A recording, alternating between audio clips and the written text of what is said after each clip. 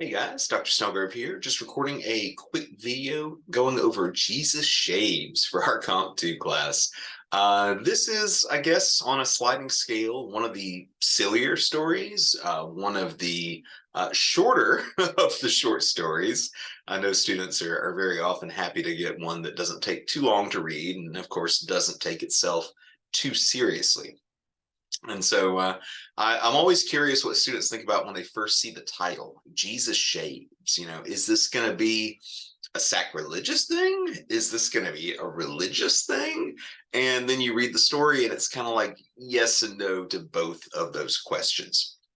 So our main character is he's in Paris and he's trying to learn French along with a bunch of other students from different backgrounds and different regions. And it's he makes no bones about it that it's like super. He's 2 months into his instructions and it's the most basic stuff. I think later in the story he compares it what they're learning to like sixth grader. Like this is what a French sixth grader might be taking, or not even sixth grader, 6 years old, so it's like it's very rudimentary.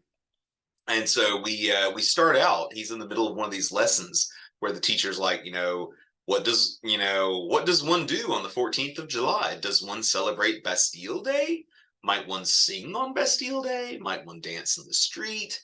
And so he mentions how printed in our textbooks, they had major holidays, they had, pictures, and, again, like a child, school exercise, they're having to match up the holiday with the right picture. And your mileage may vary. The narrator has several moments in here that to me make him feel very relatable, perhaps as a student. Like he has a bit where he's talking about the normal thing is that the teacher she'll kind of go down the rows and like hey, you answer this question, hey, you answer this question. And he says that normally I'd tune out my fellow students and scout ahead, concentrating on the question I calculated might fall to me, which felt so relatable. It's like, all right, I'm 9 students back, she's probably gonna ask me this question, let me go ahead and figure out the answer so I don't look stupid when she calls on me. But he said that today everyone was answering questions on a volunteer basis. So he thought he was just going to sit back, let everyone else do the chatting, and then it gets to a point where she's looking at the teacher is going over a black and white photograph of a chocolate bell lying on a bed of palm fronds. And she's like, what does one do on Easter? Would anyone like to tell us? And this is where it gets a little unexpected. The Moroccan student interrupts and says, what's an Easter? And I guess I should mention this now, if you didn't necessarily pick up on this when you were reading the text. So there's bits in here where the characters are well, maybe I should say, the narrative is showing them as having broken English. You'll see some real examples here in a minute as we go over it.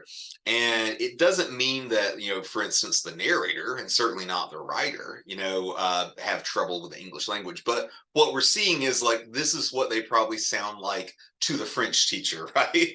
Like, trying to communicate with her in, French. And again, they're only 2 months in, they're getting like the lessons a 6-year-old might be getting. So it's going to sound a little weird. But anyways, the Moroccan students, what's Easter? It's like, I mean it. I have no idea what you people are talking about. So then the teacher does the teacherly things like, hey, maybe y'all can explain. And so, one of the Polish students says, it is a party for the little boy of God who calls himself Jesus and shit. And then the other Polish student, he calls himself Jesus and then he be die one day on 2 morsels of lumber. And everyone else is trying to chime in. What do they know? It's like, he die one day and then he go above of my head to live with your father. Someone else is, he wear the long hair and after he died, the first day he come back here for to say hello to the peoples. He nice, the Jesus. He make the good things and on the Easter we be sad because somebody makes him dead today. And the writer slash our narrator here really spells it out for us. Part of the problem had to do with grammar. Simple nouns such as cross and resurrection were beyond our grasp, let alone such complicated reflexive phrases as to give of yourself your only begotten son. Faced with the challenge of explaining the cornerstone of Christianity, we did what any self-respecting group of people might do. We talked about food instead. And so the Italian nanny chimes in, Easter is a party for to eat of the lamb. One, two may eat of the chocolate. And I did want to pause here. This might be super obvious, or maybe not, but I think this is another case of like, we're still getting to us it's broken English, to the teacher it's broken French, but these little explanations of things. And so where it says it is a party for to eat of the lamb. Now that's not a traditional Easter dish, but so that is almost certainly kind of mistaking the idea of, like Jesus, this is my body, eat of it. And Jesus is the lamb, symbolically in the Bible. And so the student has kind of like taken these, taken one, adding one and one and coming up with three. Like, yeah, on Easter we eat lamb. One, two may eat of the chocolate. And so the teacher is, again, doing the teacherly thing and trying to bring them back on topic. Who brings the chocolate? And so then the narrator finally chimes in. He's like, the rabbit of Easter, he bring of the chocolate. And the classmates reacted as though I'd attributed the delivery to the Antichrist. They were mortified. A rabbit? The teacher assumes that he's using the wrong words and actually puts like her index fingers up. Like, you mean one of these, a rabbit? He's like, well, sure. And I love this line. The teacher sadly shook her head as if this explained everything that was wrong with my country. Typical French perception of Americans, right? And she's like, no, in France, the chocolate's brought by a big bell that flies in from Rome. And he's like, I called for a timeout. How do the bell know where you live? And the teacher's like, how does the rabbit? And the narrator has to think about it in a minute.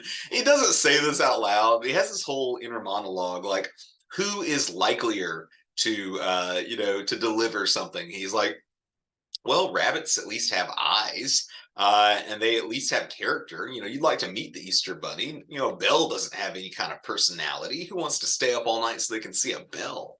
And why do they fly a bell in from Rome? They've got all these bells here in Paris. He's working all this out. It's like, it just didn't add up.